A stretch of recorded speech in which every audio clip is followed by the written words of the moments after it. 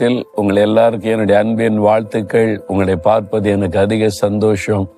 காலைதோறும் ஆண்டவரை நினைக்கிறது, அவரை குறித்து பேசுவது, அவருடைய வசனத்தை தியானிப்பது எவ்வளவு பெரிய சந்தோஷமா இருக்கு தெரியுமா? ரொம்ப மகிழ்ச்சி. அதுவும் இப்படிப்பட்ட ஒரு இயற்கை சூழ்நிலையில அழகான இடத்துல இருந்து கொண்டு ஆண்டவருடைய வசனத்தை பேசி தியானிப்பது ஒரு பெரிய மகிழ்ச்சி.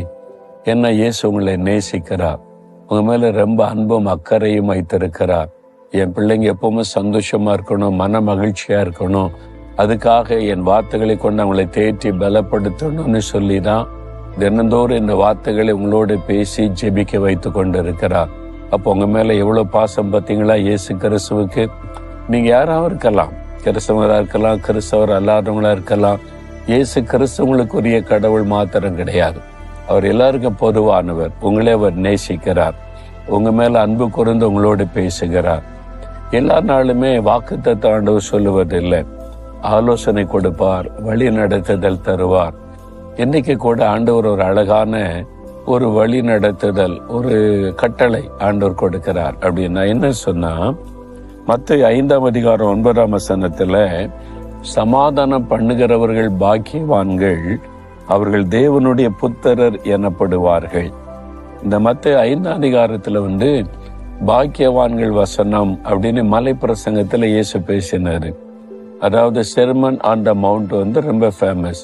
நம்முடைய தேச தந்தை மகாத்மா காந்தி கூட இந்த பகுதியை வாசித்து இதன் மூலமாய் தொடப்பட்டு தான் அவங்க ஆயுதம் எடுக்காம ரத்தம் சிந்தாம சுதந்திரத்துக்காக போராடணும்னு சொல்லி தன்னை அர்ப்பணித்து கொண்டாங்க. அவங்களே சொல்லி இருக்கிறாங்க. அவரோட முக்கியமான பகுதி மத்தேயு 5, 6, 7 அதிகாரங்கள். அதுலதான் இயேசு பல காரியம் சொல்லி கொண்டே வருகிறார். அதுல ஒன்று, சமாதானம் பண்ணுகிறவர்கள் பாக்கியவான்கள். பாக்கியவான்கள்னா ஆசீர்வதிக்கப்பட்டவர்கள் அப்படின்னு அர்த்தம். அவர்கள் தேவனுடைய புத்திரர் எனப்படுவாங்க. சிலர் இருக்கிறாங்க சமாதானத்தை கெடுக்கிறவங்க. ஒரு கணவன் மனைவி சந்தோஷமா சமாதானமா இருந்தா பிடிக்காது, அது கெடுக்கிறதுக்கு ஏதாவது செய்வாங்க. பெற்றோர் பிள்ளைகள் நல்ல ஐக்கியமா மகிழ்ச்சியா இருந்தா அவங்களுக்கு பிடிக்காது, சமாதானத்தை கெடுக்கிற மாதிரி பாய்சன் பண்ணுவாங்க. வேலை செய்யற இடத்துல நல்ல அன்பா ஃப்ரெண்ட்ஸ் எல்லாம் ஐக்கியமா இருந்தா சிலருக்கு பிடிக்காது, அதை கெடுக்கிறதற்கான காரியத்தை செய்வாங்க. இந்த மாதிரி சமாதானத்தை கெடுக்கிறவங்க இருக்காங்க. அது பிசாசின் சுபாவம். அவன் தான் சமாதானத்தை கெடுக்கிறவன். அதனால நீங்க அந்த மாதிரிலாம் ஏதாவது செஞ்சிருந்தா மனம் திரும்பி ஒப்பு கொடுக்கணும். ஆண்டவரே, நான் பாவம் செய்துட்டேன்னு சொல்லி. சமாதானம் பண்ணுகிறவர்கள் ஆசீர்வதிக்கப்பட்டவங்க, அவங்க தான் தேவனுடைய புத்திரர் எனப்படுவாங்க. அப்போ 2 பேருக்குள்ள நல்லா இருந்தாங்க, திடீர்னு ஒரு பிரச்சனை, அவங்களுக்குள்ள மனஸ்தாபம், பேசுறதுல கணவன் மனைவி பேச மாட்டேங்கிறாங்க. இந்த பெற்றோர் பிள்ளைகள் இப்ப சம்பந்தமே இல்லாம ஆயிட்டாங்க. ஃப்ரெண்டு நல்லா இருந்தாங்க, திடீர்னு அவங்க என்ன ஆச்சுன்னு தெரியல, ஒரு அன்பு ஐக்கியம் இல்லாம இருக்கிறாங்கன்னு தெரிஞ்சா சமாதானம் பண்ணுங்க. அப்ப அவங்கள சமாதானம் பண்ண என்ன பண்ணலாம்? முதல்ல ஜெபம் பண்ணணும், முதல்ல ஜெபிக்கணும். ஆண்டவரே, அவங்க சமாதானமா இருக்கணும், இந்த சமாதானத்தை பாதிக்கிறதெல்லாம் மாற்றணும். முதல்ல அதை நீங்க விரும்பி ஜெபிக்கணும். 2வது, அவங்க சமாதானமா இருக்க நான் என்ன உதவி செய்யலாம் அப்படின்னு ஆண்டவர்கிட்ட கேட்டு அவன்கிட்ட பேசலாம். இதெல்லாம் மன்னிச்சிருங்க.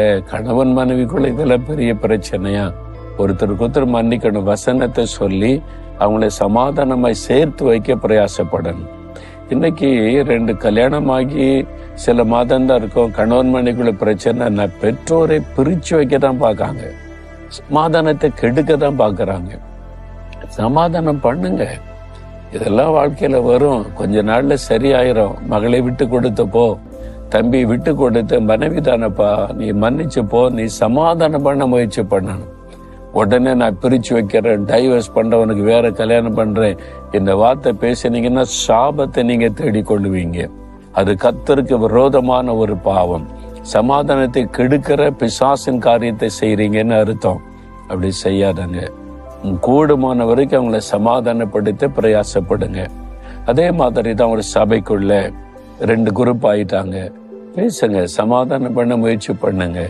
நீங்க வேலை செய்யற இடத்துல, உங்க குடும்பத்துக்குள்ள, எந்த இடத்துலயும் ஒரு சமாதானமற்ற நிலைமை இருக்குன்னா அவங்களை சமாதானம் பண்ண பிரயாசப்படுங்க. அப்படி சமாதானம் பண்ணுகிறவர்கள் ஆசீர்வதிக்கப்பட்டவங்க, என்னால் அவங்க ஆண்டவருடைய காரியத்தை செய்யறாங்க, அதனால அவங்க தேவனுடைய புத்திரர் எனப்படுவாங்க. எவ்வளவு பெரிய பாக்கியம் இல்ல?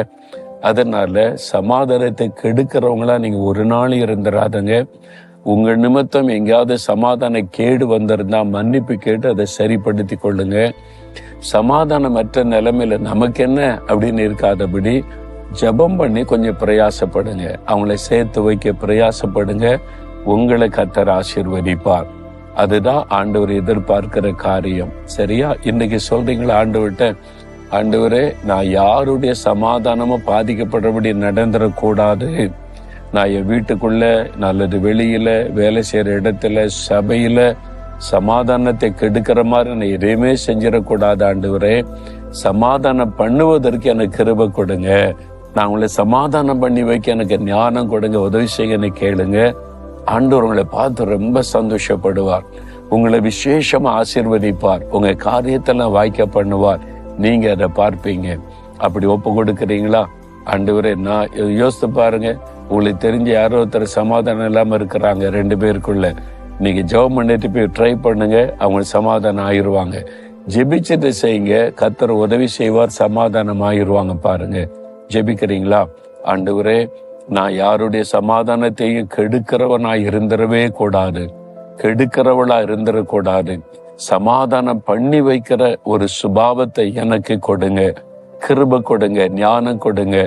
எனக்கு தெரிந்த ஆண்டவரே, இந்த குடும்பம், என்னுடைய நண்பர்கள் இந்த இடத்துல சமாதானமற்ற நிலைமையில இருக்கிறாங்க. அங்க சமாதானம் வரணும். அந்த சமாதானத்துக்காக நான் என்ன செய்யணும்னு என்னை வழி நடத்துங்க. நான் முயற்சி பண்ணி சமாதானம் பண்ணி வைக்க அர்ப்பணித்துக் கொள்கிறேன். இயேசுவின் நாமத்தில் ஜெபிக்கிறேன். ஆமேன், ஆமேன்.